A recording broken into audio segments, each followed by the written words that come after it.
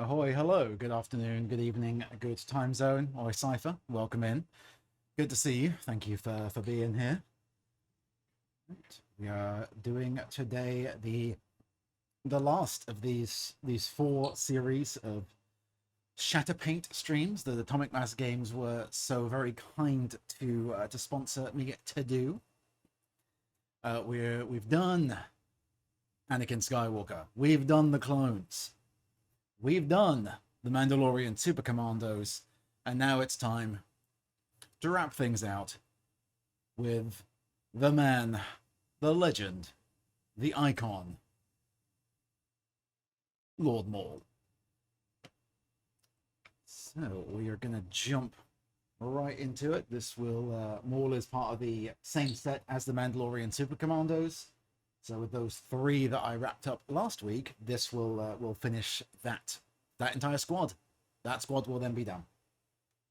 So we're going to jump right into it because Maul took less time than I thought. That has a huge paint list. Like, I used a lot of different colors for him because there's a surprising amount of variation on the mini, but nothing that takes a huge amount of complexity or difficult techniques.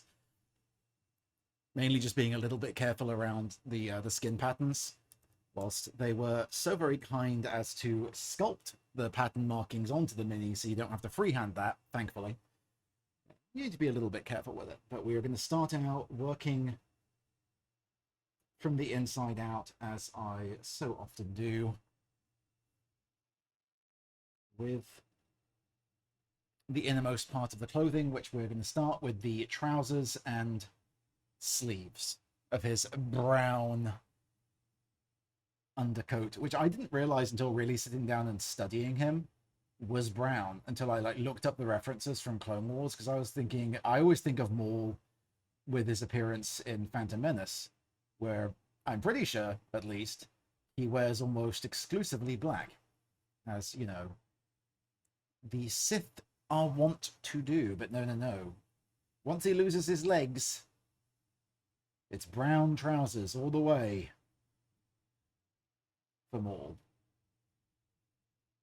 So we're just going to do a very quick couple of thin coats to get that established. I'm using a larger brush because I don't need to be particularly delicate with this stage, especially because the rest of this is going to be black, so it'll cover up any slips or spillage nice and easy. And what we're going to do is start with the brown and then the metal legs, because I want to start with anything that's going to get a wash of Agrax Earthshade, or strong tone if you're using army paint, or any kind of brown, like dirty brown wash that you might choose and have of your preference. Hello, Sparks, welcome in. Drifting just a wee bit, so try and adjust the camera there we go. Always build up a couple of thin coats. I'm going over a dark primer. In this case, it is Viejo Dark Grey Primer. If you want to prime black, that's fine too. Mechanica Standard Grey is what I used for the original Maul that I painted. Or, you know, whatever primer you really want to do. Hey, Martimus, welcome in. Good to see you. Let's get his sleeves. Isn't a huge amount of exposed cloth on the sleeves, because he has nice, tall gloves. There's a bit, so we're going to make sure we get all of that covered. Again, I don't need to be especially precise because we're going to do a black coat over those gloves and shoulder pads later on. So I'm using a bit of an older brush. It doesn't keep a point very well, but it's good for this kind of quick slapping on a base coat and being done with it. We hope everyone's weekend has started off well. For me, I know once stream wraps up, I have to go and take the long boy off to the vet. Nothing urgent. He needs his shots and a checkup. So have a garage spot. We had hail yesterday and 2 rear windows were shut. Oh no. Yeah, when that kind of weather happens, having the closed spot definitely helps. It's one of the reasons why when I still owned the car, I paid the extra money to pop it in the garage, which was expensive, but worth it for protection and to not have to deal with the alternate side parking that everyone has to deal with here in New York if you're doing street parking, which is a royal pain in the ass. Again, no music for today's stream because I'll bop it up on the YouTubes later. I don't want to deal with any kind of copyright nonsense. So you just get to listen to me. I'm so terribly sorry. But with Maul done, as I said, I'm closing out on both my personal copy and the commission copy of the Shatterpoint core set. With both of them now, I only have one model left to do. And it's the same model for both. It's the one I've been saving for last because I wanted to get all the practice in before doing her. It's Ahsoka. Because I absolutely love Ahsoka. And I want to make sure to get as much practice with this scale in as possible beforehand so I can do the justice that she deserves. I mean, street parking is awful in general, but, you know, here we have the whole street cleaning happens twice a week, so you got to be available to move it twice a week, and you'll probably lose your parking spot if you're not sitting there for an hour and a half in your car. And you can't find a parking spot anywhere to move it to because everyone's had to move it. There's half the parking spots available in the neighborhood, and it's just a nightmare. Does Ahsoka come with a baby driver? She does not. She does not. Though I do have the Star Wars Legion copy of The Mandalorian of Din Djarin, who does come with two versions of Grogu. One of which is eating a weird, creepy space worm, which is just a delight. All right, so we're going to let that coat dry for a minute before I put the next one on, which means I can go in to the legs, which are also going to get that dark brown wash. We're going to do 2 types of metallic on the leg because he has the little inner bits, which are a lot darker, and then the main parts for the outer. So we're going to start with the inner bits, which are going to be Monument Hobbies Pro Acryl Dark Silver, one of my absolute favorite metallic paints. Let's pop that in here. Okay.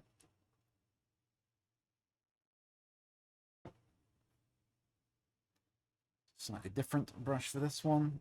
I don't want to mix my metallics and my regular acrylics. Just grab that, and then again using kind of an older brush for these base tones. Listen probably to the sounds of a bunch of people driving past with their obnoxious engines outside. I'm so very sorry.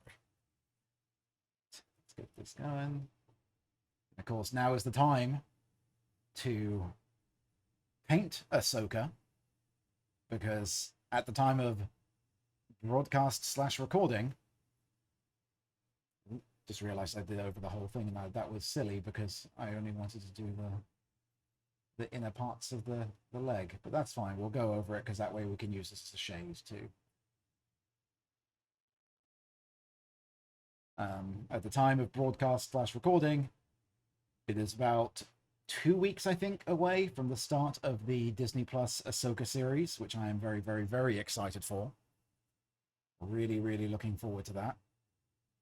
I have to admit, I'm not all caught up on the animated stuff. I have not watched Rebels yet.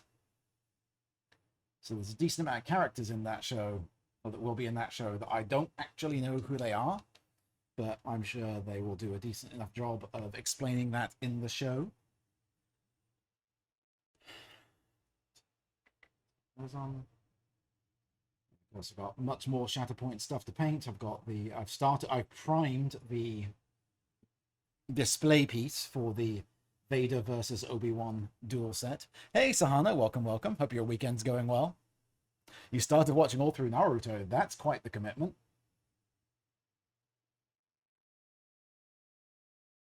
That is not a small amount of episodes to get through. As far as the Star Wars goes, I am still on Bad Batch, which I'm really enjoying. I'm on the final season of it, but I really love Bad Batch. Like I really fallen in love with anything involving clones. Like the clones, the animated series did a wonderful job of expanding on the lore and really kind of getting into the moral issues that surround the clones. So far, so chill, except I was just outside and no thank you. Yeah, I was outside walking Kiros and grabbing breakfast this morning. It is distressingly humid out. Which, as I mentioned, I'm going to have to drag poor Kiros back out into once stream is done to go take him by the vet for his shots and checkup. So, fortunately, the vet is within easy walking distance. It's not too far of a walk, but nonetheless, it's not going to be pleasant. Hopefully it might rain to cool off. Well, see, that's the thing, is it rained very heavily just recently. And it helped for like a minute. We got an afternoon of less unpleasant weather, and now it's right back to being awful again. Which, you know, it's fine. It's totally fine. It's going to, you know, it's not like I'm about to go to where it's ridiculously more humid, because at the end of this month I'm going to be in Atlanta, which is called Hotlanta for a reason. It's obscenely humid there. And because it's Dragon Con time, I will be there with a million other people in the middle of downtown. So that's not going to be a particularly cool experience, but I do have a hotel room right there, so I'll be, and listen, there we go, thank you. The hotel air conditioning is going to be getting quite the workout, I promise you. So we're just going to now go over with Lead Belcher over the raised parts of the legs, just so we get that nice variance, and make sure that the dark inner parts stand out. It just gives a little bit of depth to the texture on his fancy robot legs. As you know, at this point in canon, he's long since been cut in half by Obi-Wan and fell down a pit. So he's got his robot legs.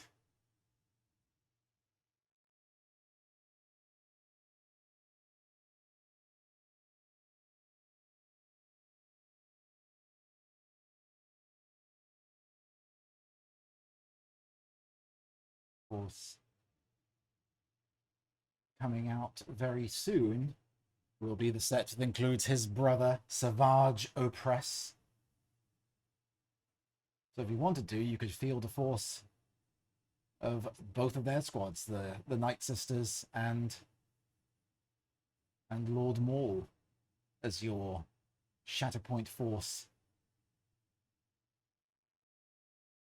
which could be a fun thing to do.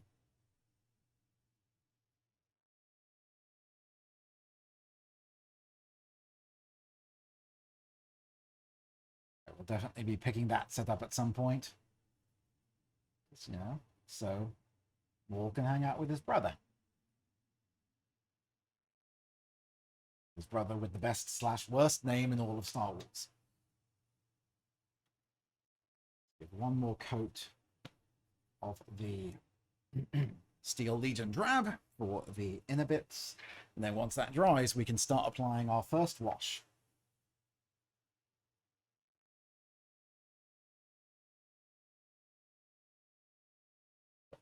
Just two brothers hanging out on the dark side, indeed.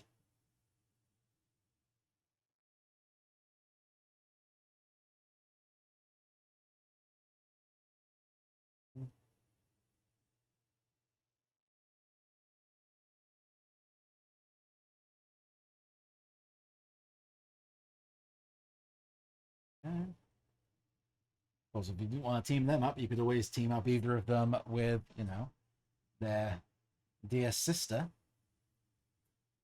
Asajj Ventress, who was one of my favorite characters that came out of Clone Wars.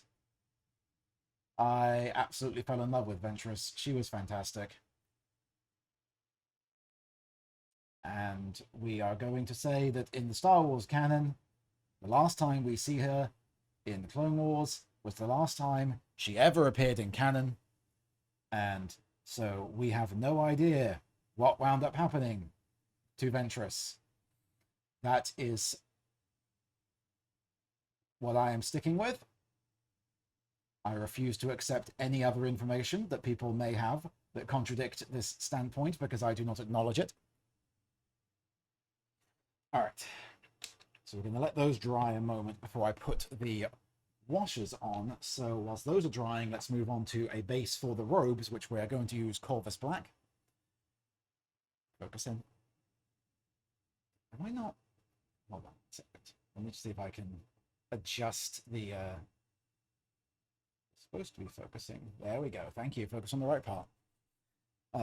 With so much of Maul's skin tone being just straight jet black, I want to have the robes be that slightly off black so we can get a little bit of contrast in.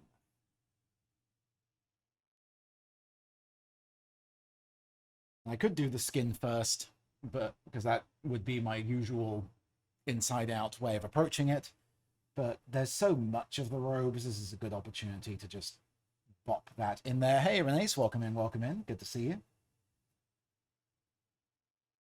That's correct.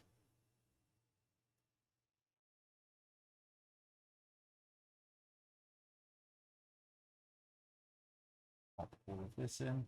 And what I'm going to be doing, because I have him just sort of blue tacked to a base right now, once I get the legs washed and done, at some point I'm going to move him to the base I have prepared for him so that I can actually glue him on. And that will therefore make him much more stable for the remainder of this process. Sometimes I do just put a dab of super glue on to secure the model to the base if I'm using a temp base for it like I am with Maul here. But I've found with some of the Shatterpoint minis, the legs can be a little bit delicate. Like, that works well for big chunky things. Like, it worked okay for the clones, for example. But the battle droids, no, the battle droids, their contact points for the gluing are so delicate.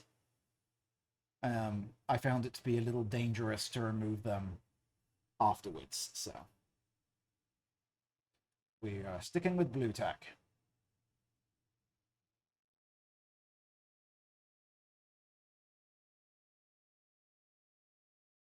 What I need to get better at doing more is utilizing a trick that I picked up from Zerjester, which was to use museum putty, which I have a little pack of, and has a much tighter grip than blue tack, but is also easily able to be removed when you really put like effort into it. And that has I've been experimenting with that, and I found that works so much better. So I need to remember I have that and utilize that a bit more often. But yeah. Tip from Zero that I will pass along to all of you: use museum putty to secure your minis. It's relatively cheap. Honestly, it's about the same price as blue tack, I think, from what I recall paying for it, and very, very effective. And a lot better at not leaving a little residue on the minis too when you remove it. How's BG3 been going? Crashing a lot. I am experiencing endless technical difficulties with that. So that is off the stream schedule for possibly ever. I may give it a shot at some point, unless if they try to patch it out. But yeah, I'm enjoying the game immensely. I may give it one more shot because I tried yesterday after a small patch they had done. I tried running it with OBS running and it didn't crash. So I'm going to try it one more time with OBS recording and see if it crashes. And if that doesn't, and if that works, then maybe I'll give one more attempt at streaming it. Otherwise, it'll be an offline thing. But that's okay, because I have more than enough minis to paint. So we can do a ton of painting streams instead. Because I have plenty of work to do there. All right, so I'm not doing the belt as of yet because I want to do that in that darker black and then go back and highlight the belt. So we're going to touch on that later. What we are going to do is the gloves. Yeah. I mean, it's fine. It's just launched. Technical difficulties are expected. But yeah. I have plenty of minis to work on in the interim. So you just got to Act 2 after 39 hours. Wow. Yeah, I have not gotten past really the first little mini dungeon because of the crashes. So I'm, taking my time, going slow.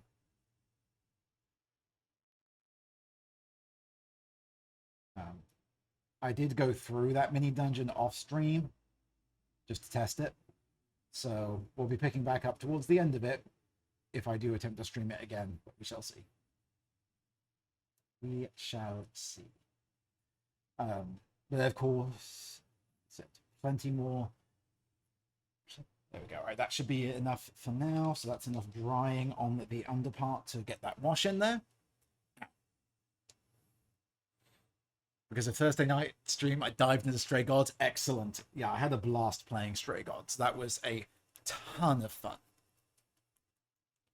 Really, really fell in love with that game. So that worked out. All right, where's my shade brush? There it is. So we're just going to pop that onto the palette just so we can get a little control. And on goes the wash. You can see what I mean about he's like really wobbly. Let's cue him just a little bit more. We'll hold on to the head. I haven't done any work on the head yet. So. Yeah, empathic green pass. Yeah, I was interested watching Val play through it as well. I only caught the very end of the stream, but seeing that Val had picked the green empathic path for us, I was like, nope, full kick ass. We got to go metal with it. Let's do it. No. Metal. Throw the horns up. And rock it out. But yeah, I was very impressed to see how different the songs worked out based on the choices. Like, I was not expecting it to be that level of variance, which made me very happy. So go, no, they go completely different style if you do different choices, which is lovely. Lovely to see. Listen. No.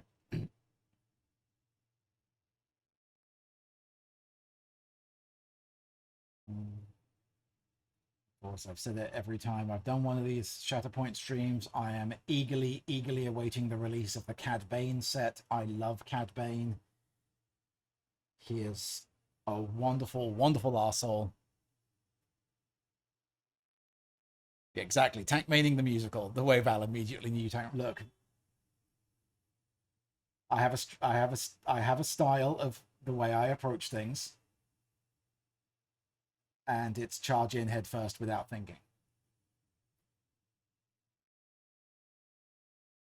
Does this cause me problems? Yes. Will I ever learn from my mistakes? No. Absolutely not. All right, so there we go. We got that wash going on there. That's gonna. So we're gonna let that dry, and then we're gonna smooth that out. The song between Freddy and Grace, Freddy, and Pan has 13 different versions. Wow. That's a lot of different versions. That's a lot. All right. So I think what we're going to do, whilst that dries, we are going to go and let's do the base on the body, which we are going to use. It's going to be interesting because I'm going to use contrast paint to just sort of block it in, and then we'll do some highlighting on it later. So we are going to start out. Actually, let me double check. Did I use Black Templar or Black Legion? I want to make sure I've used this. I've got this right. I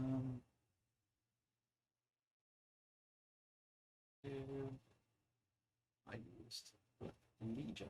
So I grabbed the wrong paint. Black Legion's the one I want. There we go. Much darker.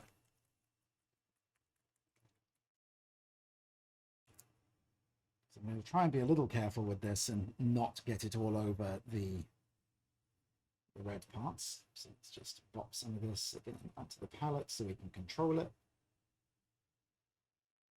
All right. Start out in the chest. Just kind of run, and contrast is actually surprisingly well suited for this because it's sculpted and the red parts are a little bit raised. So it lets me, it actually works kind of well with the properties of contrast. Gotten back into MTG recently due to the announcements for the FF set, and my wallet currently hates me. Yep. I've been diving back into MTG a bit over the recent months myself. And yes, it is not a cheap hobby, but it is a fun one. What I want to know is they've been doing these various crossovers. We've got 40k, we've got Doctor Who, we're now getting, Final Fantasy, we're getting Fallout, Star Wars Magic the Gathering when? That would be a fun set. Because if these crossovers ever do a Star Wars set, and I have the opportunity to build a deck themed around the battle droids, you know I'm doing it. You know how much I love those ridiculous little lads. Full battle droid deck. Let's do it.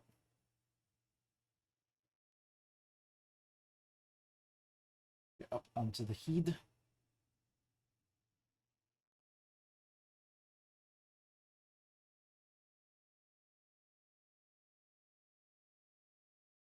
And you can kind of start to see what I'm talking about, how while I went slightly lighter with the robes, is now we've got that variance between that and the skin. A green-black Ewok deck, that would be amazing.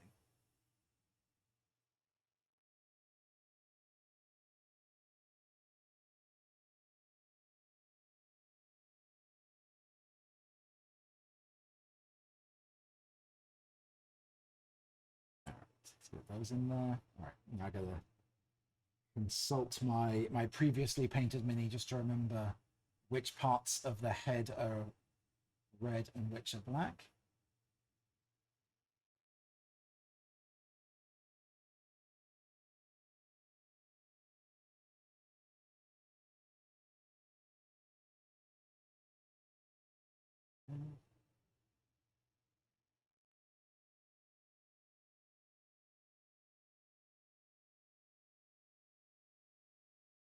I could use, when I was originally doing this painting, I used reference pictures for this, but since I have my previous mini right here on my desk, I may as well use that since it's here.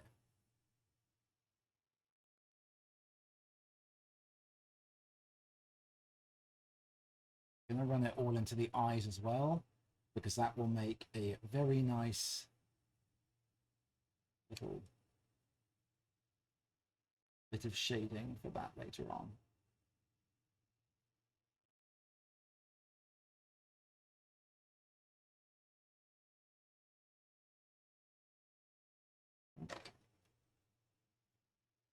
Again, it's helpful that they've got all this sculpted onto the mini. It makes it so much easier. Like freehanding this would be an absolute nightmare. So I'm very, very grateful for this decision.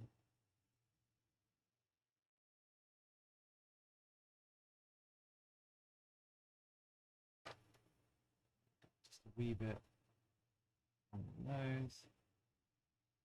All right, so there we go. That's the black parts all blocked in. And that's going to take a minute to dry. So we're going to come back later for the red. Yeah, see, I've not played Commander, and the reason I've not played Commander is because it isn't an option in Arena. So,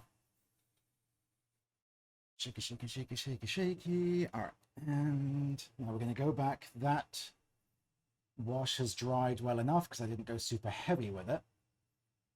So now is the time. So we're going to bop him off that blue tack. Just there we go. Clean off the feet. And like I said, I have a. We're going to go all Blue Peter style with it. And here's one I prepared earlier. Here's his base. Since this is the commission, I was asked to do it with snow-themed bases. So that's what we've done. My glue here. Which actually works really, really well with Maul and kind of all the dark side characters, because it makes for a wonderful contrast between all of the dark robes and the base. So it works out very nicely. Just pop on this. My go-to glue, the Tamiya extra thin.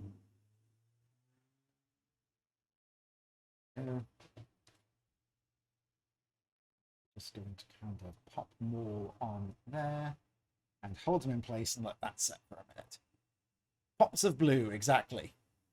Exactly.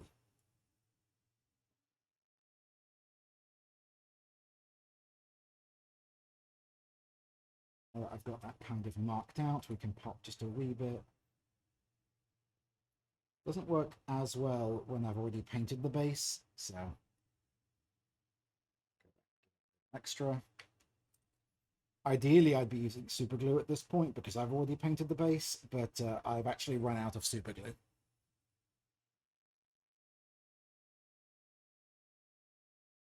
So, gotta go by the store and pick some more of that up later on. All right, so we'll let him dry for a moment.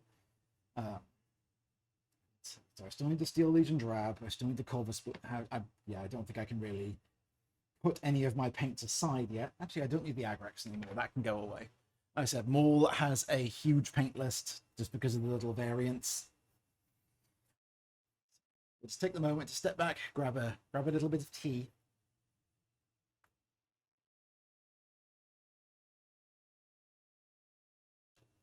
But to me, as cement doesn't take super long to set, but it's not quite there. Look at that. But you can kind of see. Oh no! Maul ran away. He ran away. If that doesn't work, I'm just going to blue tack him back to the base for now, and I'll go buy some super glue later to pop him on. Real happy with it. And see, now it started to kind of eat through some of the snow. Yeah, we got a runner. I mean, Maul is a survivor. He is very, very good at escaping and living to fight another day. It is a very solid talent of his.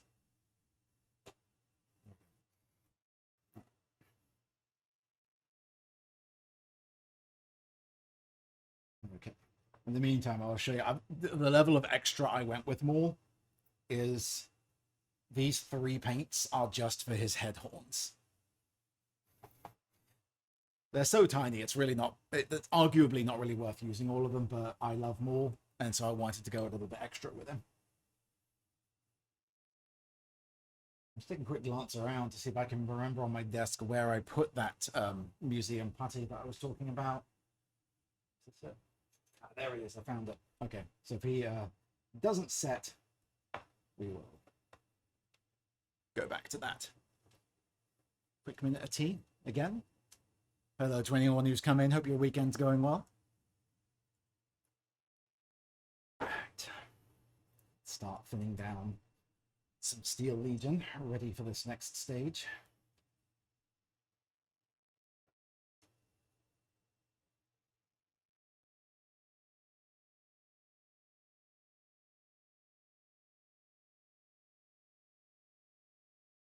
Some thin.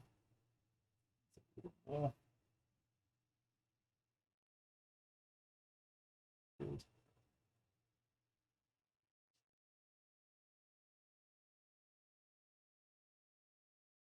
Consistency. All right. Okay. Hello, Raiders. Welcome in. Welcome in. How are you all doing? How was the rest of the stream? Hello, Stephen. Welcome in. Welcome in, one and all. Actually, let me put more down for a minute so I can greet everyone properly. Yes. Hello, Raiders. Hello, hello. Simsilka, thank you very much for the follow. Welcome aboard. Jinx, ahoy. Hello, hello. Dance Lover, hello. Hi. Good to see you. DC, hello. Stephen did some switched over to Paleo, did some fishing and stuff. Nice, nice.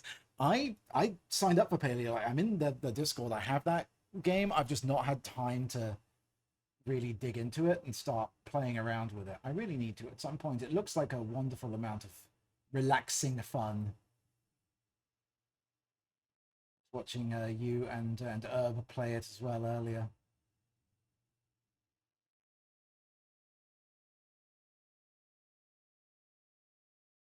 Welcome, welcome. For those who do not know me, hi, hello. I am Chris Caneas, aka the Painting Pirate, he, him pronouns, variety streamer, miniature painter, and we are currently working on Lord Maul from Star Wars Shatterpoint, which if you look at the...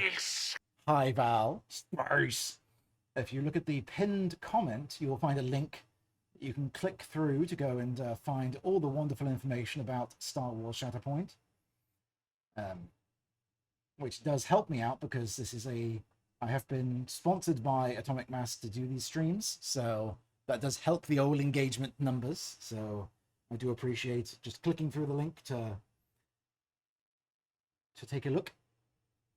Doesn't cost anything and helps me out, but otherwise, welcome in. In fact, here. Cheers. Clink. Welcome, welcome.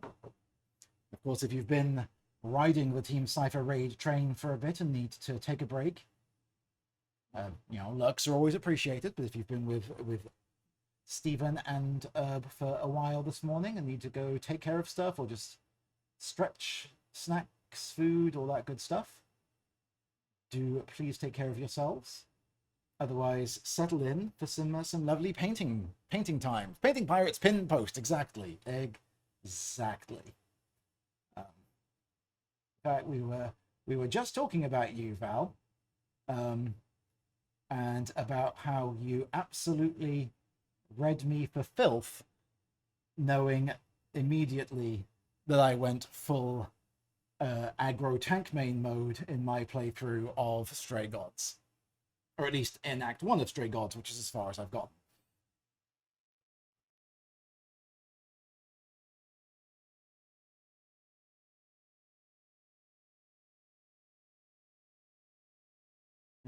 Just kind of picking out some of these higher areas on the Truisers. We're going to go back over these later on with a highlight as well. Just re-establishing that base tone and just avoiding the areas where the wash ran into. Not being super delicate because we're getting more to tabletop quality, and the trousers aren't the part that's going to be the focus. So we want to make them look decent, but we're not going to really overly stress this point. Going charisma, pretending not to be a tank main for a second. Yeah, yeah, you definitely are not also a fellow tank main, Val. Definitely not. Nope. I will say the kick-ass route does have big tank main energy. It makes me very happy.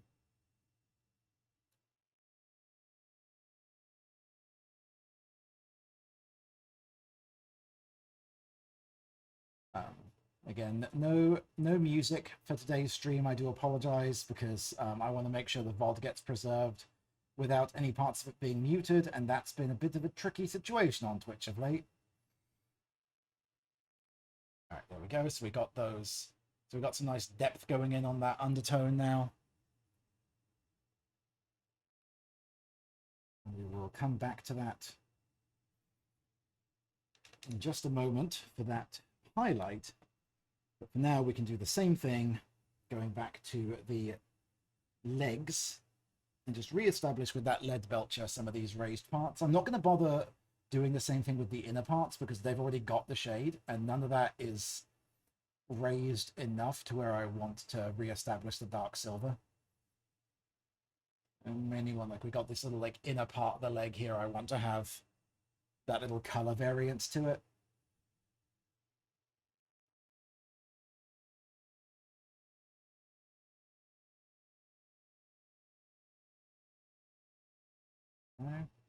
I went with Agrax rather than Nuln oil or like a black wash for the legs, because if you follow the story of Maul, Maul goes through it.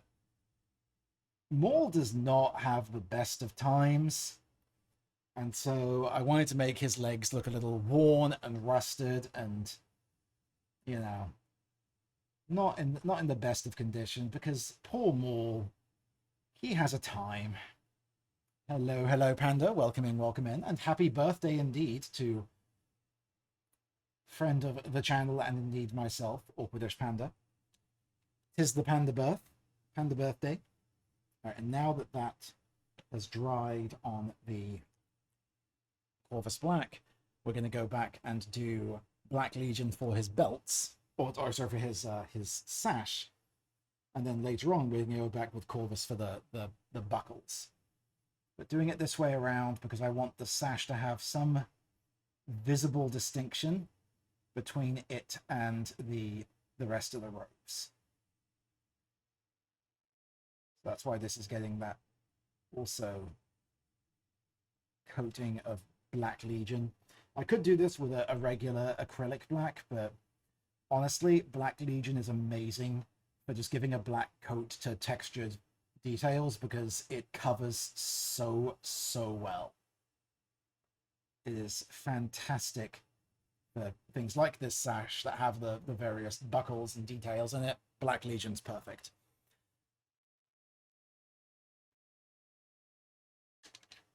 Lurking or get date with the egg, absolutely. You should be spoiled on this, the day of your birth.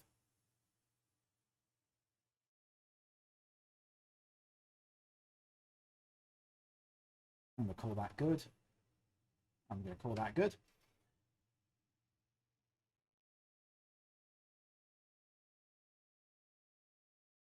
Yep. All right. So whilst those dry, now let's take out Blood Angel's red contrast, and we're going to now go over the skin and get that red blocked in. And then by the time we're done with this, we'll be ready for highlights on those other parts. Put the Blood Angel's red onto the palette. And this is going to be extremely dark on the Mini because it's going over a very dark base tone, and that's okay, because this is really just sort of mapping out the parts of the skin, and I'm going to go over and highlight this later on.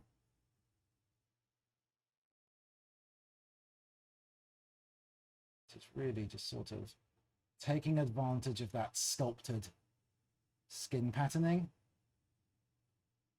so that I have a much easier visual guide for myself later on when I come back over with conventional acrylics. Got back onto the camera so you can see what I'm doing.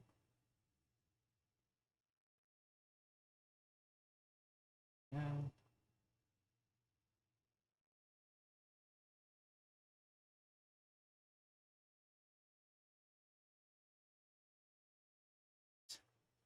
think that's good for the chest markings, so we can get that nice red coming in there. Again, very dark, you can't really see it, but that's okay. So we're just getting it very it mapped out right now. So now we go back around the inner parts. Get in here. This is where the face is really going to start looking like Maul.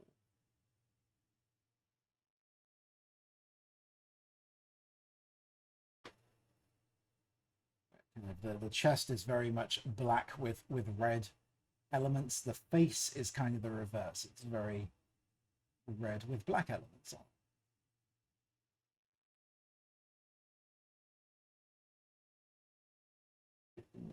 The nose.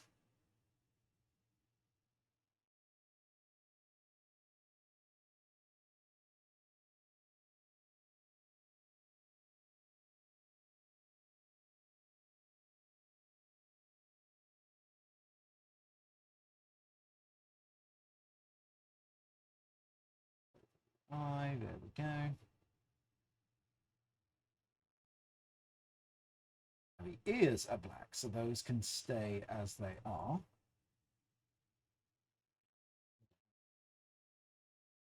Consult my previously painted mini for the reference and get the chin now in here.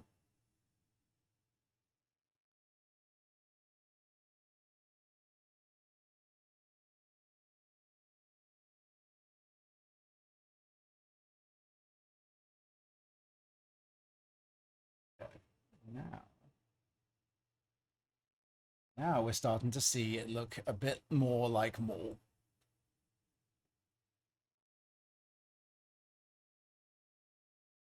I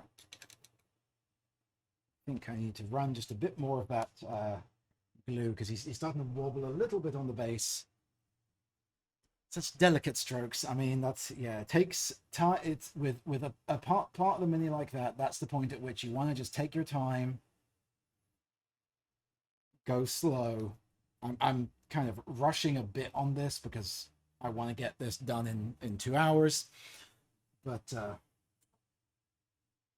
yeah, take your time with it. Just go around and excuse me a moment, I just check a message.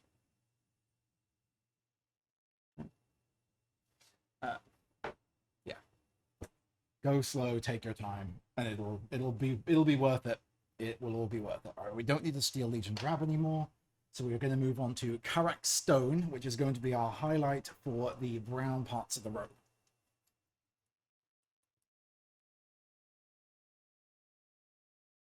And this recipe, the Steel Legion, Agrax, and then Karak, I think would work well for like the darker brown Jedi robes. It's a good recipe for that as well. Hey, Trip and Crutch, welcome in, welcome in. Get some of this onto the palette. Again, if you wanted to kind of take it to a next level with this stage, what you could do is mix the base tone and the highlight together for a mid blend, and then go through with the pure Karak Stone for a highlight. But we're doing this not to parade quality, we're just doing this to tabletop, so I'm not going to do that today. But with most highlighting, that's always a good extra step to take if you want to punch things up to that next level, is rather than just going your base tone to your highlight, do a 50-50 mix of the two together, and it'll make a much smoother transition between the two. So there we go, just getting some of the, picking out the highlights. Hey Brian, welcome in. Good time zone and restful weekend. I sincerely hope it is that way for everybody. I sincerely hope so.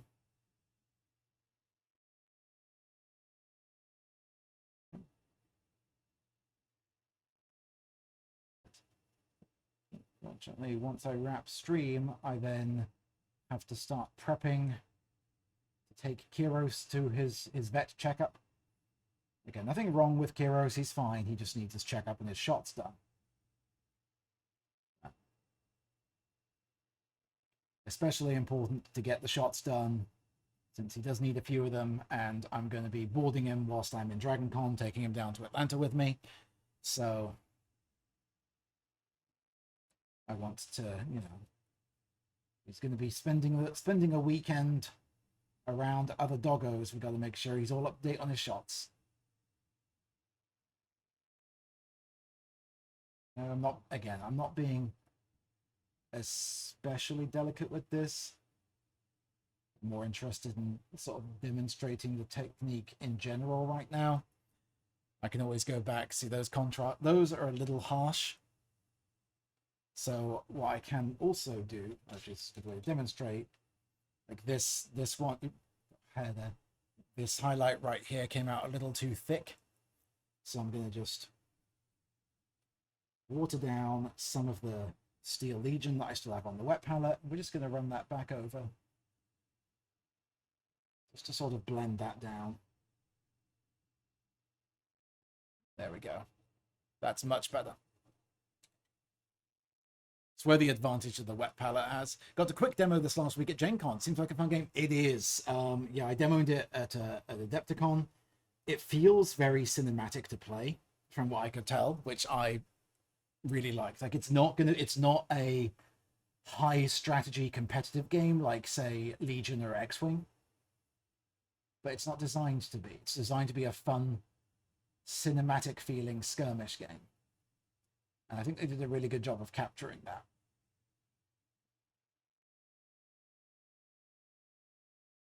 The minis certainly feel that way too, like they're sculpted in cool dynamic poses. He's still on the base, sort of reinforcing there.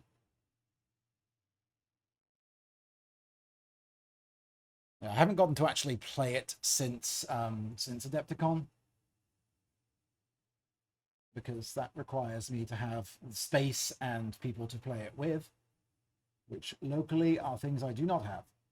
But I'm hoping to get to do it at some point in the not too distant future.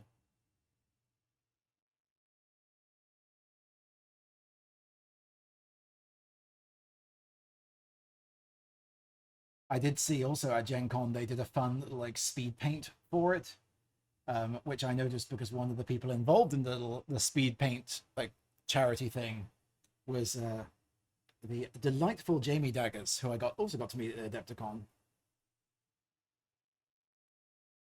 I was very pleased to see Jamie involved in that.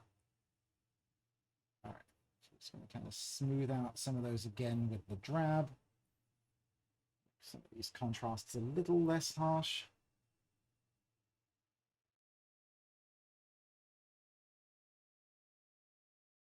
And then we'll pull that good for the undersuit.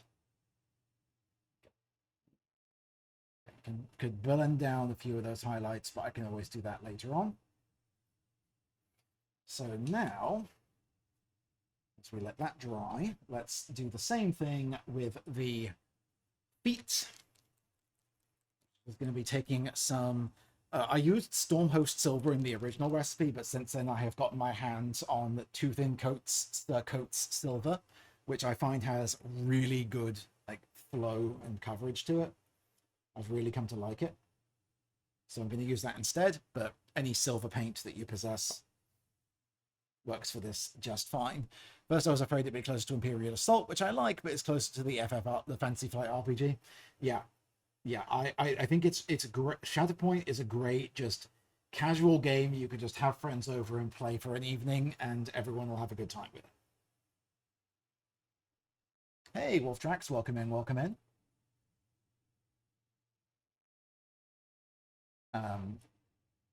It feels very, very similar, kind of unsurprisingly perhaps, to Marvel Crisis Protocol, which I also got to learn how to play at Adepticon. My friend Kaz, the Mini Arcanist, taught me how to play, and they feel mechanically very, like, you can tell the design similarities between the two. So I can feel fairly confident in stating that if you enjoy Marvel Crisis Protocol, you will probably also enjoy Shatterpoint.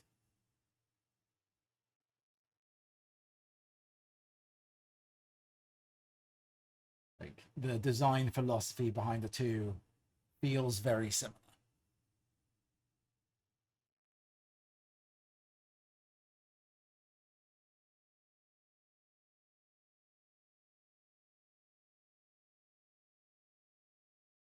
And it feels it's very fast paced. Keep things moving, keep things interesting. Stuff can change. Not intended to be a tournament style high complexity game. It's just there to play and have fun with, which, you know, what a concept, right? Playing games to have fun? Surely not. All right. Managed to get a game of that in on Tabletop Simulator. Nice. Yeah, I tried setting up MCP on Tabletop Simulator, and my poor brain couldn't wrap my head around it. All right, so we're going to go on to the black robes now, and we're going to use my standard recipe for highlighting black, which can be done for any, like, this recipe will be good for like Sith robes, which come any like black robes come up a lot in Star Wars, and so this is going to be a very, very useful approach. Which again, the highlight for black, a lot of people like to highlight black with gray. I find that kind of washes it out a bit. So we're going to do blue. So we're going to start with a highlight of Incubi Darkness, and then a more directed highlight of Thunderhawk Blue. And again, I'm doing a two-stage highlight for the robes, because unlike the brown Under Armour, the robes do have a bit more of a focus, so I want to spend a little bit of extra time on these to make them get that little bit of extra pop. So we're just going to go along. We're not doing a full like cover over everything. Just some of the higher areas along the creases. Being kind of thick with it, because we're going to go over and do a more a finer highlight of Thunderhawk later on. Yeah, fun in 2023 in this economy. You can afford fun these days.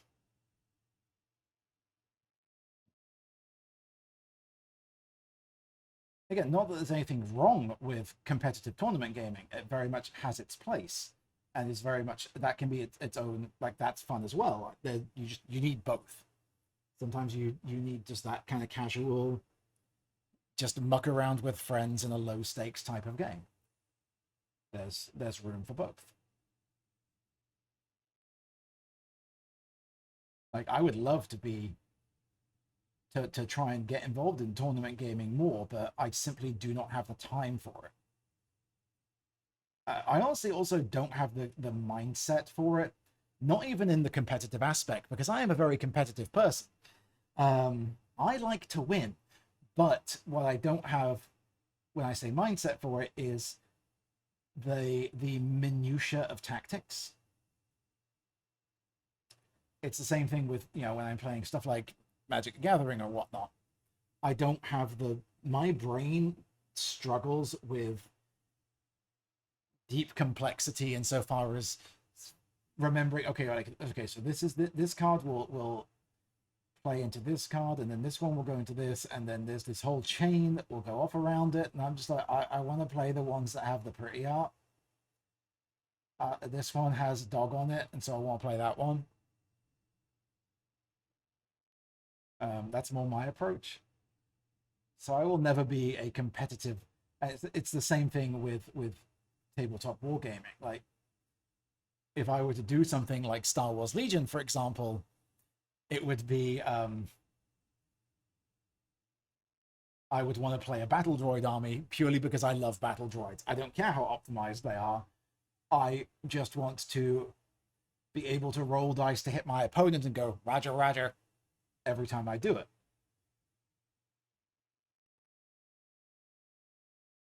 Like, if I were to bring an army to a different table, it would be like just the cool, silly armies. That's what I like to do. Yeah, prepares hardcore Valorant tactics PvPs. Yeah, now that I'm starting to kind of get back into the swing of things, I do have to hit you up for more Valorant lessons, Stephen. So it's going to pick out. There we can. We can see as it started to dry, we've got some highlights going in, but Incubi blends into Corvus Black really well. So it's got that extra texture to it, but we haven't lost the sense of it being black. I do want to get a slightly thinner brush. We're going to do the same now and pick out, because he's got his little his straps on his gloves. So we're going to pick those out.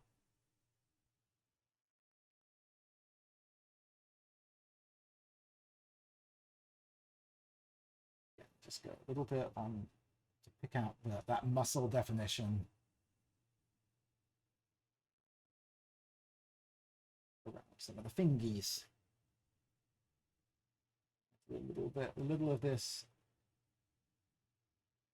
What you could have done too as an extra step is go through and do a wash of Nuln oil to add extra depth into it.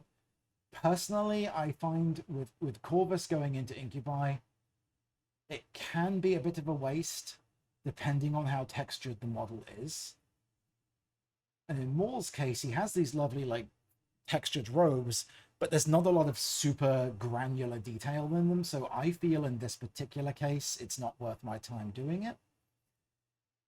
But if you want to, you absolutely can do that. I had a reputation for forgetting how my own deck worked because I would make them the night before in a sleep-deprived state. Yep, I would always just do I theme decks. I want to build as many. I want to build pirate theme decks. That's it. Yeah, hard to plan for a deck when the player doesn't know what it is. See, that is a strategy in and of itself. Pure chaos. And we're going to go over with the Incubi, and I am going to pick out the belts because we did Black Legion for the base part of his belt. So we're just going to go over the thin parts now, just to highlight those.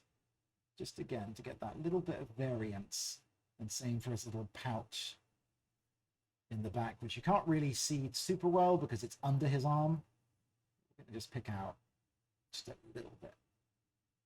And then lastly, the top of the sash, we're just going to do a little line highlight just to really get that difference in there. There we go. So we can see there now that belt looks significantly different from the sash, but we are able to still tell that they're both black. Just bring along a Yu-Gi-Oh deck instead. You know, while I was doing grocery shopping last night, I sometimes I get into a mood, right?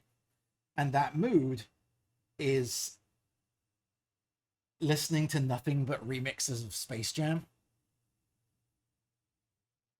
And one of the remixes I was listening to was called "It's Time to Jam," and it was a mix-up of Space Jam and the Yu-Gi-Oh theme song.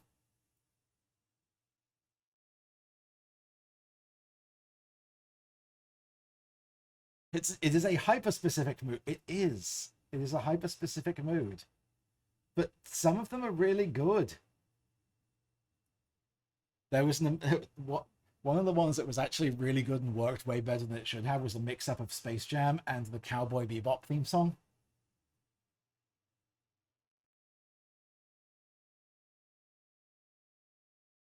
Did not have any right to work as well as it did.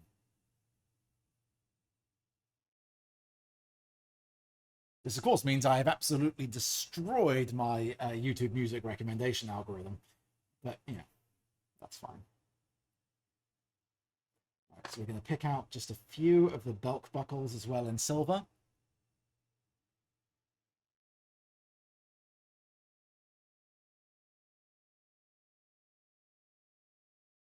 And around the back.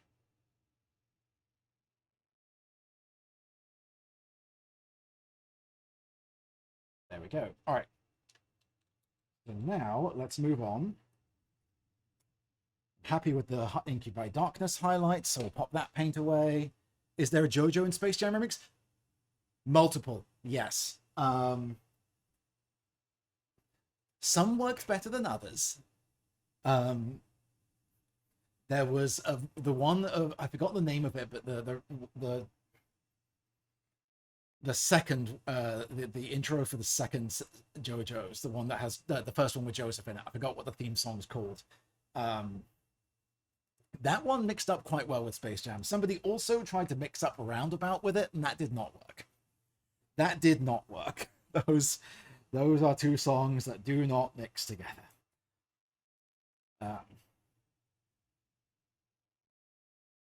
It's like, this seems like an interesting choice. Let me give this a try. Oh, that did not work. All right, so now we're going to go to that Thunderhawk blue, and this is going to be a much more refined one. So just edges, like we're going to do these like sharp.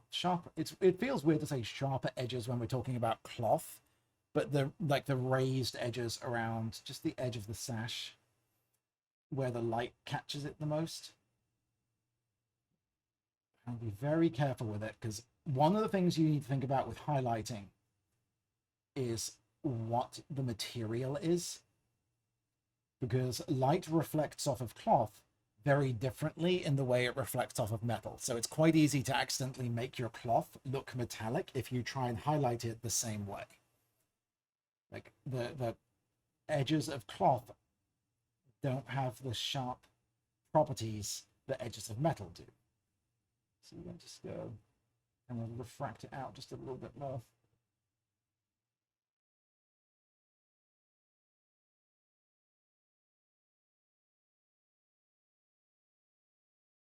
Focusing again on just the large, more raised areas that are most up the top. This is one of those situations where less is more. Don't overdo it, because otherwise you will start getting into that point where it does look more blue. I find I like to do it in areas where we're sort of splitting into different colors. So like right around the edges where his tabard meets the open chest. Might not necessarily be the most like accurate way of how cloth actually reflects light, but there's a little bit of artistic license I like to take with it, just to really kind of drive home the difference between materials. Again, I'm just going to pick out the knuckles and just a little ways down some of the fingers just to make them stand out, and some of these more prominent muscles on the glove. There we go. And same with that. There's a difference between parts of the cloth. We're going to do just a little thin line highlight just along the top of the sash, just to really make it stand out. And see, when sparing with it, but it really draws that difference between this is where the tabard ends and the sash begins. I'm not doing one on the underside because of the way he is. There wouldn't be a lot of light catching that.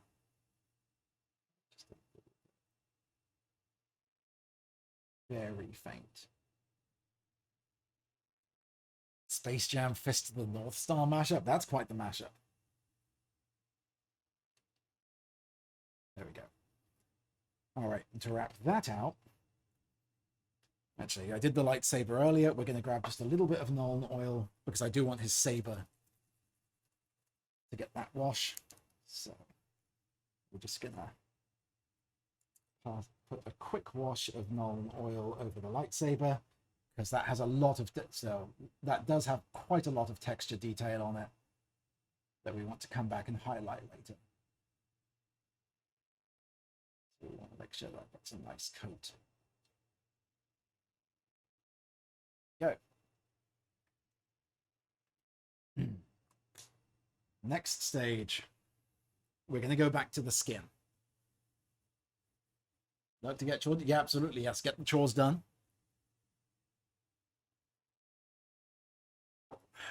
Now comes the tricky part.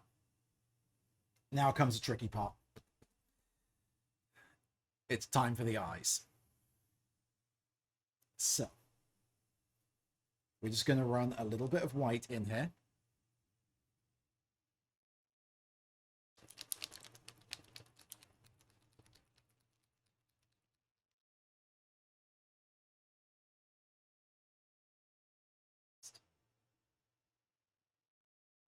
And to make my life just a little bit easier, wheel back over here. I'll pull out the fancy brush for this one. Use one of my teeny tiny Artis Opus ones. The 00 for this.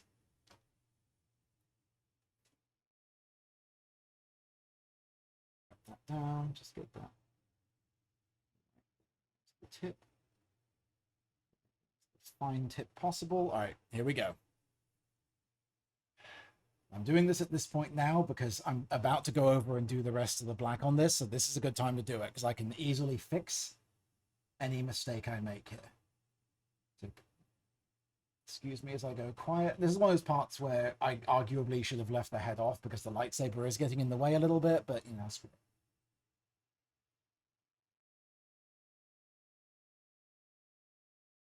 Here.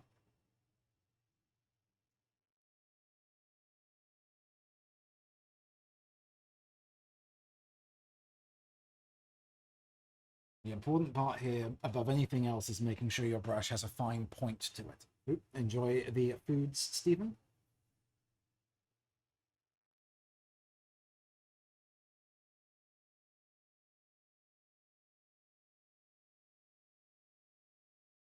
Slipped a little bit there, but that's okay because I can fix that later on. So we're going to just do the same thing on the other eye.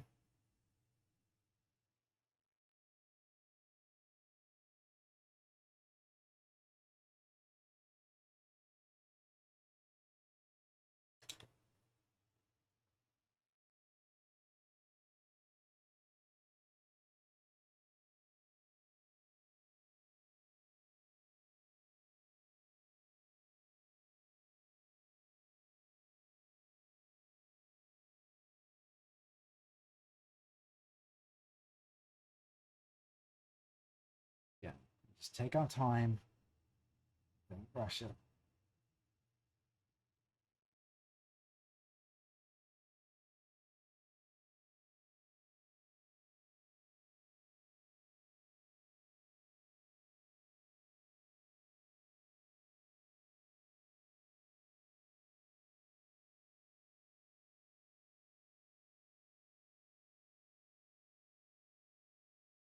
Yep, we slipped there again.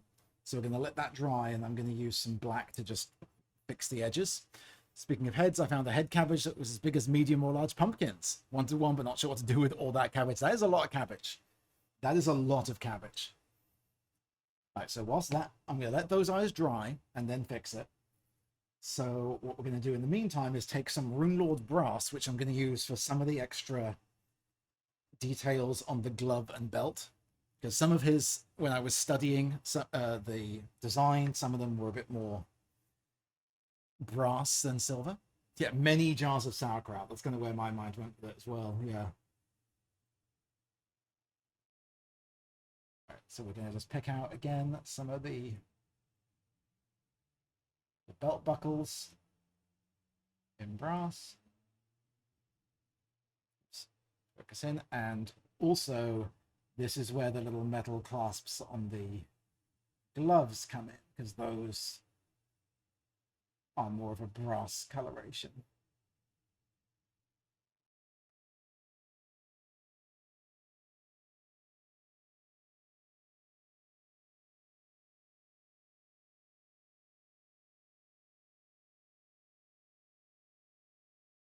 Yeah, so that's his little details there done. We can see, look at how look at those eyes. Terrifying glowing eyes of Lord Maul. Well, we're going to go back to the Corvus Black to see if I can neaten that up just a wee bit. Same Artis Opus brush. Cute in the car, lurking for a bit longer, doing your makeup. No worries. No worries, Panda. Hopefully the birthday date out goes well.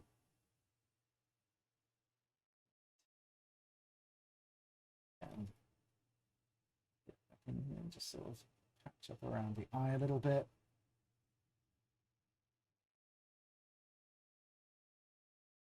There we go. That's much better. Just took a little bit of a dab, and now was terrifying. The way that the camera is picking up that is kind of terrifying.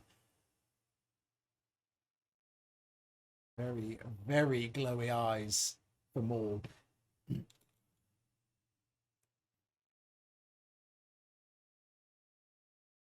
Before I go any further, so we're gonna let that dry, and then what we're going to do is again contrast paint for the eyes, Iandan yellow, Citadel contrast. Trying to zoom the camera out a little bit, maybe that will help. Because Maul does have these wonderfully like dark, creepy looking yellow eyes. So I'm going to not use the artist for this one. I'm going to use just a regular. We can just run that in now. Just going to run that over that white.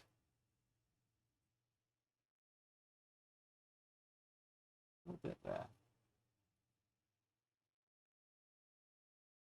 And there we go. There we have nice yellow eyes for Maul now. And next up is going to be the rest of the skin. But before we move on to that, let's get the base tone in for these horns, which are going to get a base of Carrick Stone. Actually, I'm going to go, no, Carrick Stone wasn't for that. We're going to do Ushabti Bone for this. I don't need the Carrick Stone anymore. So Ushabti Bone base for his many, many horns. Since I've got it out, we may as well continue with the artist opus for this one.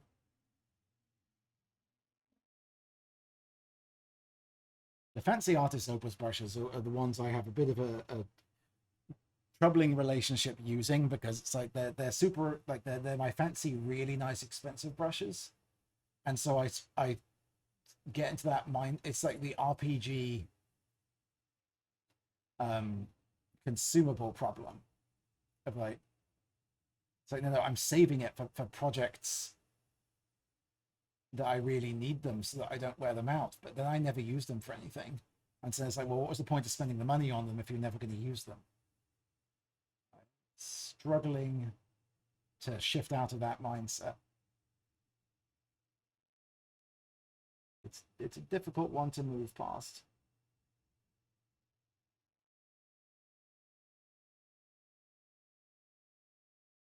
It's one I unfortunately struggle with for many things in life.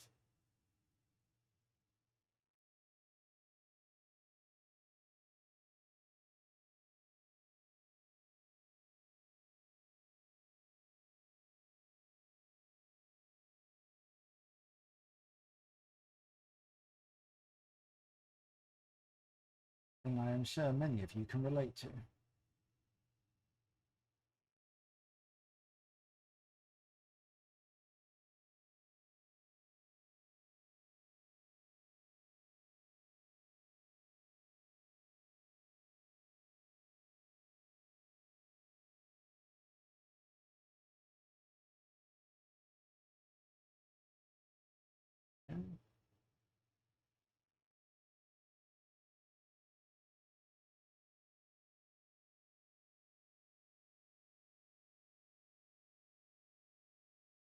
Why are you calling it at my birthday? That is my gift to you, Panda, is the gift of self-reflection.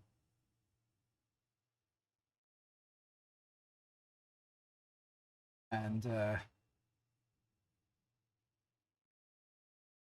knowledge that many of us deal with the same type of stuff, and it's not something that any of us experience in a vacuum.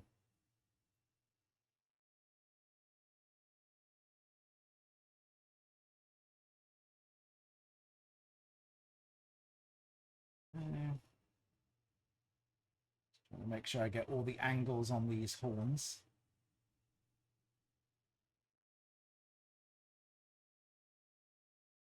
This again is one of those things where if I were doing this over again, I would probably leave the head separate and keep it as a sub-assembly, just to make painting it that little bit easier to maneuver around. But for these sort of longer form tutorial paint along videos, I wanted to make sure to start off as if, you know, somebody who was brand new to this whole type of thing might be seeking them out, having already built them, and I don't want to make anyone feel like they have, you know, started off quote unquote wrong.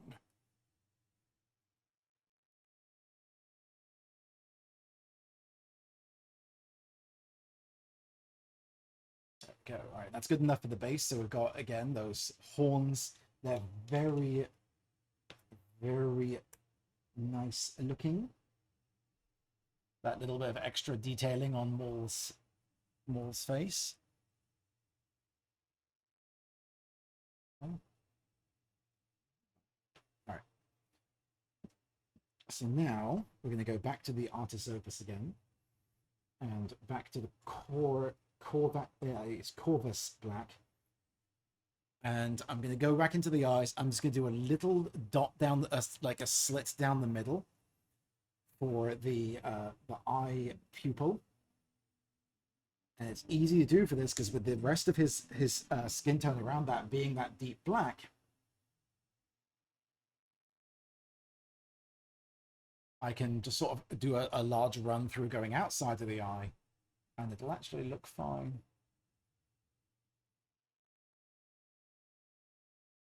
Yeah. Just a little bit in there.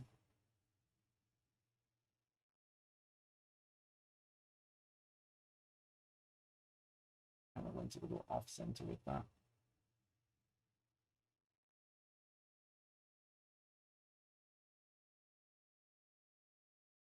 Overdid it, but that's fine. That's dulled those eyes down now quite a bit. It makes them look like there's an actual... They're not just glowing orbs. Which is why I like playing wizards, because you can make them go like... Or painting wizards, because you can go, no, they're spellcasting. Spellcasting. Right, so now we are back to highlight the skin. So we're going to start with the red, which is going to get... We're going to go straight into Evil Sun's Scarlet with this.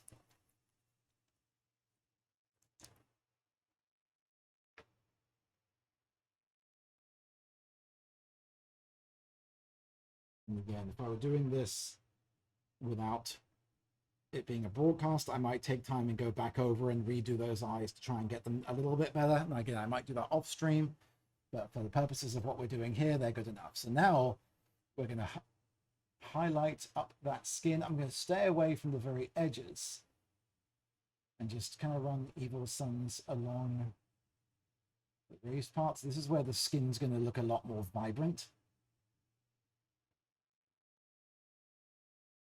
And where the benefit of that earlier contrast stage is going to come in, because now we have a much easier like visual guide for the skin. It's looked very, very dark and uneven until this stage, and this is the part where it's going to start coming together. Because you might have been thinking up until this point, Pirate, that red looks naff, and you'll be right, it does, because it's not... It's in there to facilitate the stage we're doing now.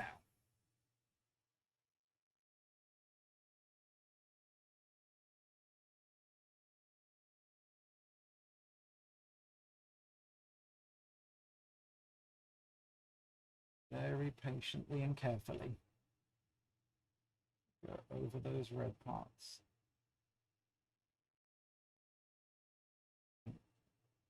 We're going to do something similar with the black.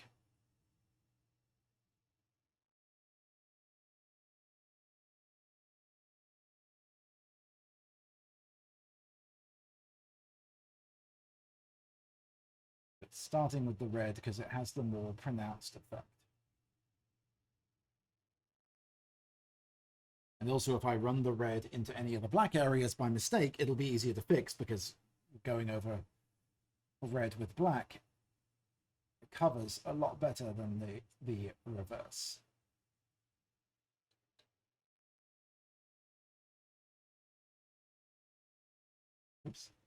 Got a little bit onto the robe, so let's just wash that off real quick.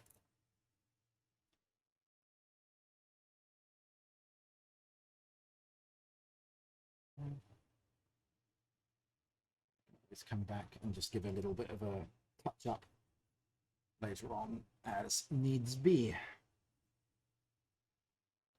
Let's get in there on the chin.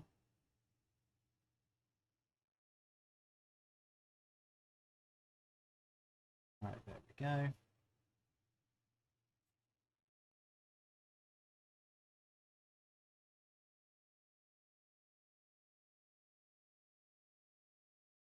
A little bit more this part under the eye.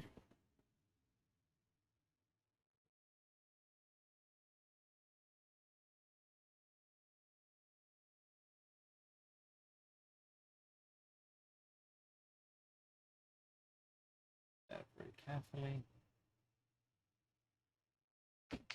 All right, there we go. So now that red is starting to stand out quite a bit more. And yes, there is one Kyros behind me. He has woken up. He has activated. Huh, buddy? He says hello. He has come to put his contractually obligated stream appearance in. And now for the black. In this case, we are going to use a gray to highlight the black. I will refund those points later, Sparks. We are not doing the Kiro Streets today because this is being recorded for a YouTube VOD, and I'm not going to break the painting thing for that. So I will refund those, and we will do that later. Possibly at the end of the stream once I've done like with the VOD if you're still around. I meant to turn that off before the stream started, and I forgot.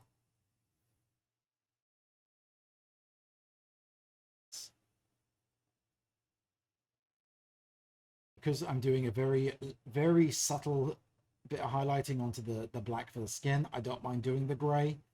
And it'll also add a little bit of extra contrast in the way I'm highlighting the robe versus the skin, so in this case it's good. I just want to use this to pick out things like this neck muscle that's running along right here. I'm just going to pick it out. So we'll just run along the neck muscle, tips of the ears.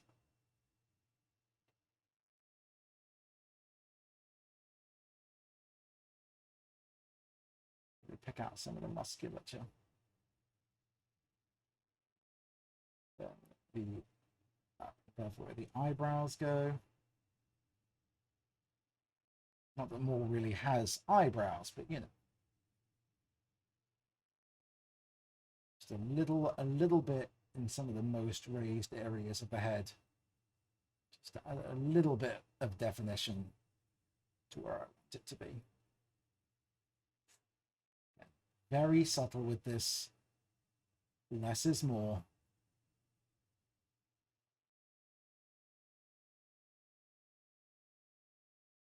Someone beat me to returning points. That's probably Sahana. Sahana's still here. Sahana's lurking and taking care of stuff, but you know.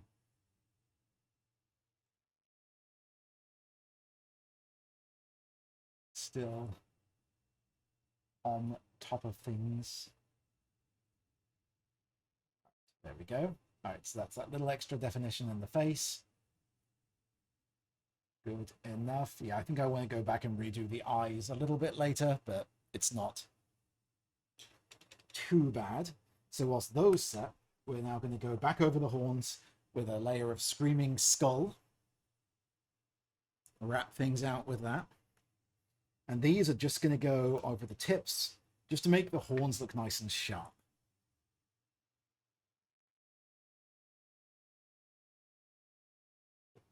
There. Some off. A bit of water. Some thin. Love paint names. Paint names are fantastic, aren't they? So we're again just pop over. No, just going to go over the very tips.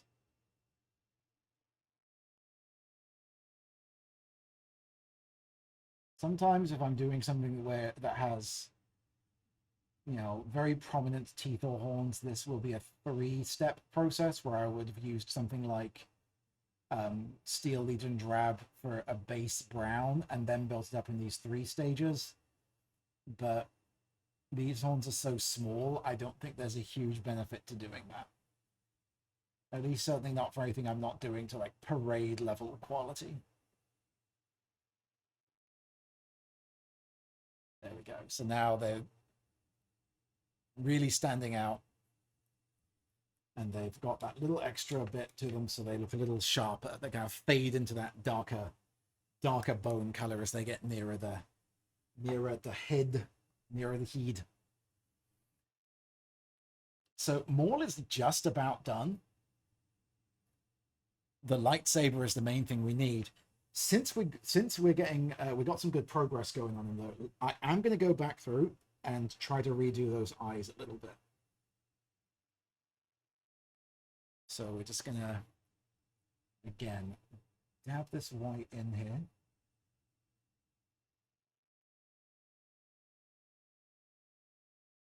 Just redo them.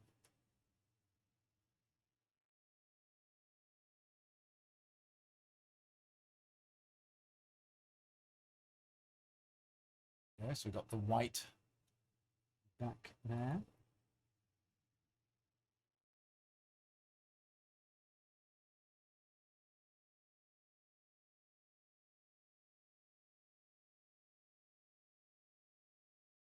A little more on that one.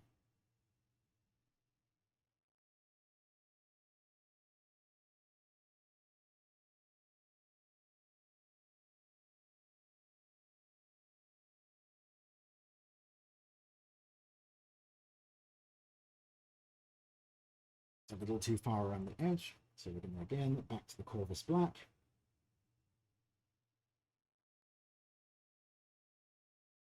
Let's refine it.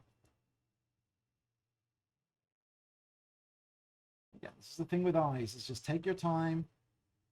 Remember, you can always refine and tweak things. That's better. They look a little bit more even now.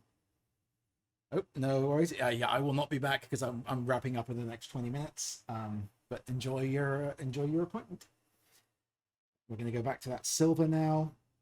We'll still have plenty of on the palette.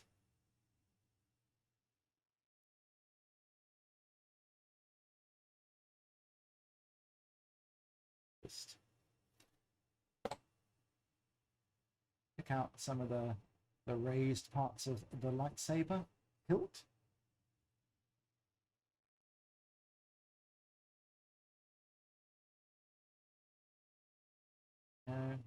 Just get a little bit of definition there. And then whilst we're waiting for those eyes to dry, let's start working on the saber blade. Hey, Mac, welcome in, welcome in. Can we redeem lightsaber noises when you paint it? I mean, I make lightsaber noises when I'm painting these regardless. Especially now that I'm at the part where I'm actually about to start painting the saber. Of course, I remember when Phantom Menace came out, the excitement of that first ever reveal of the double-bladed lightsaber.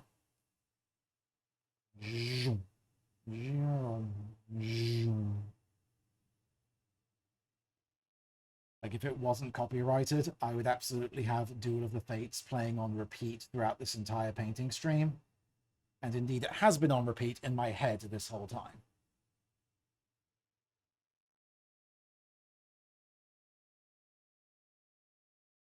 Ba ba ba ba ba ba ba ba ba ba ba ba ba ba ba ba.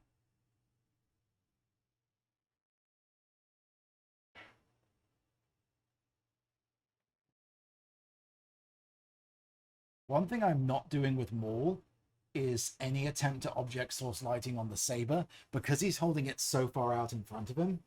I don't think it makes sense to do. I've done it on, I did some OSL on Anakin. I definitely did it on Obi-Wan, who has his lightsaber right up in his face. But Maul has it so far out ahead of him. I don't think I need to do that. There's nothing that was really I think, particularly impressive if it had that kind of red light going on it. So I'm not doing that for him. There we go.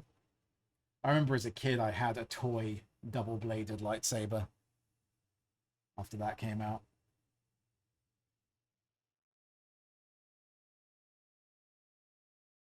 There we go.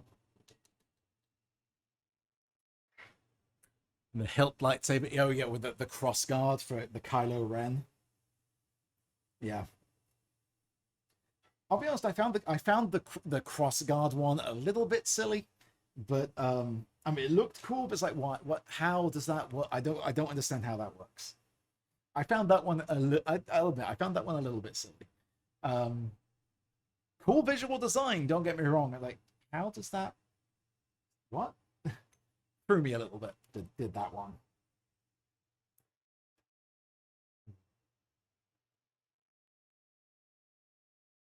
But then that's why I've been really enjoying playing through the Lego Star Wars stuff. I've been playing the shit out of or playing the hell out of Lego Star Wars the Skywalker Saga on the Switch. And I love how they poke fun at a lot of stuff like that.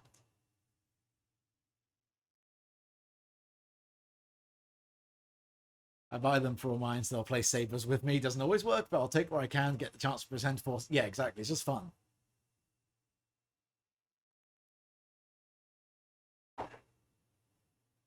Kiros is now flopped on the floor right behind me, and it's very adorable.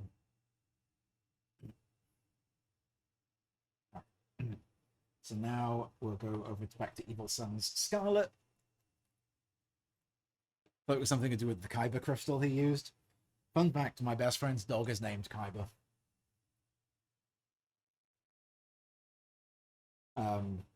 It is spelled Kyber. It is like the Star Wars crystal, but I have fulfilled my friend's duty endlessly of asking if her dog is ready to duel. Have I photoshopped her dog's face onto Seto Kaiba's outfit? Yes, I have. Her and her partner, her partner recently adopted another baby Silken Windhound, and I absolutely tried to pressure them to name the new puppy Mokuba. They didn't. They didn't listen.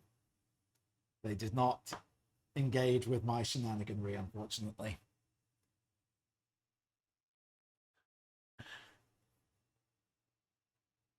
But you know, I would not be doing my duty as a friend if I did not give her shit. It's what I do with my life.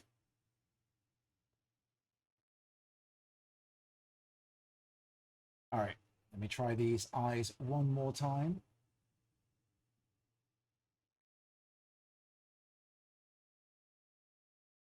That's better. That's much better. See, that eye, if I can get the camera to focus on it. Come on. Yeah, it's not, the camera's misbehaving. So you can't really tell. It's because I don't have a macro lens, so it's not super well suited for this for super close up stuff, but there's, the eye looks better. You can't really tell on camera, but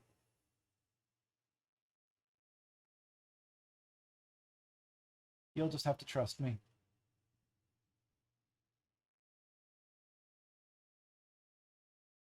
I should invest in a macro lens at some point.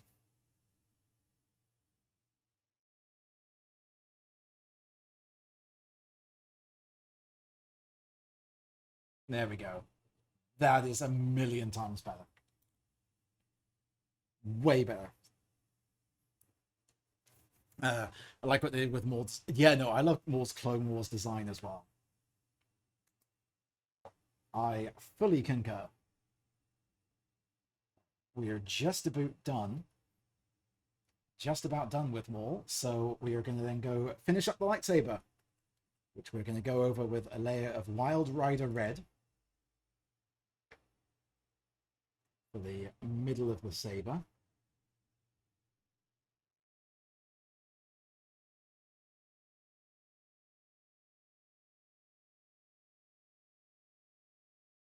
Panda, that's a reason to not trust me.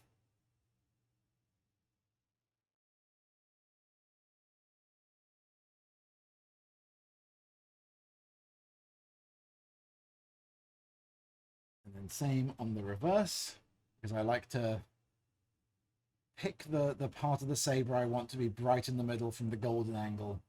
And then because it's me, I always want to make sure to do it the reverse as well, just so there's a couple of angles that looks like a proper glowy saber on. And then, once that dries, the final stage of the sabering, and that will dry very quickly because I only did a very, very thin, gradually fading part of it. We're going to go and thin down some more of this bold titanium white and run this along the hilt, oh sorry, the blade. Very careful. We'll start it slightly less far up.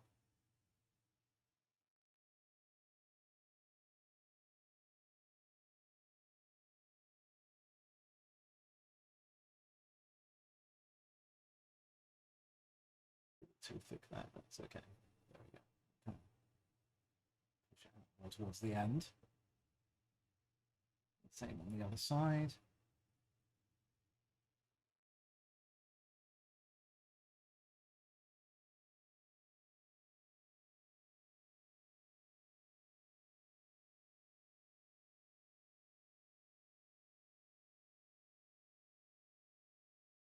That we're going to take back to our Blood Angels contrast. The horns stand out so good from the distance. Yeah, it's a good aspect of Maul's design, honestly. Like they did the bone horns to contrast the dark coloration of his skin tone. It's a very good design choice. We're going to just run Blood Angels red over that to remove that white. And that will then, once that dries, drop a bit of water in there and just kind of pull it away ever so slightly. It's a subtle effect, but it does kind of make the saber look a little glowy. Make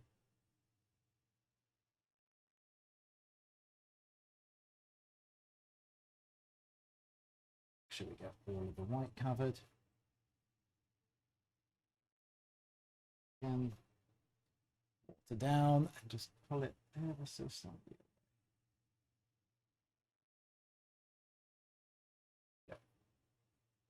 Just because I want to try and make sure that I always want to make sure the sabers look like there's at least some degree of color variance to them. You could spend a long time like blending it out. I'm not going to do that here. If I would, again, for a display piece, I might, like for the Obi-Wan Vader, maybe I will for those. Spend a long time like wet blending the gradually fading out. I just want to make it look like it's not just a single solid like Beat Saber stick. That's the goal with those. All right. And with that all in place, Lord Maul is fully painted and ready to be utilized on the tabletop. What I'm also going to do, since I got a couple extra minutes, we'll do one more thing to wrap the stream out, which is, let me pop. I'm not going to need the palette anymore, so that can go over here. Palette can sit over here.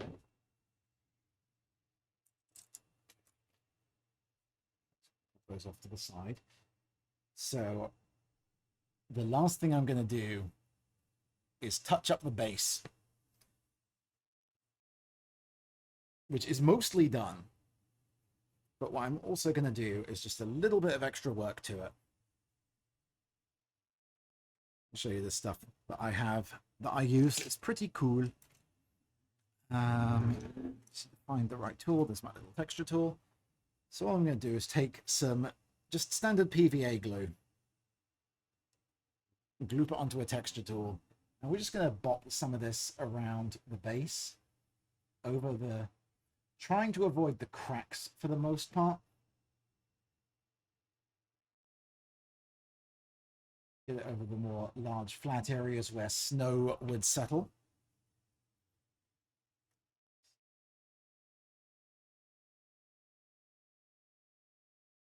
Build up some around where the snow meets the walkway bit. And heavier around there where it would pile up. And then a bit around the feet, which will help both secure them and make him look like he's standing in the snow. And kind of merge him with the base a bit, which we always want to do. Is it sucks to make a really fancy looking, fun, detailed base and then just plop the mini on it, and it looks like it's just standing on top of this fancy thing. You gotta pay attention to the scening and make them all look like they are part of the same world. So we're laying up a bunch of glue around his feet. There we go, like that. And then let's move this out of the way. I've got this stuff sitting here from Green Stuff World, their Terrain Series snow powder. Yeah, so the ISO on the camera is really misbehaving today, and I do apologize for that. What we're going to do is just dump some of this. Oh, why am I? It would help if I removed him from the paint handle for this part. Just scoop some of this up and just dump it over the base.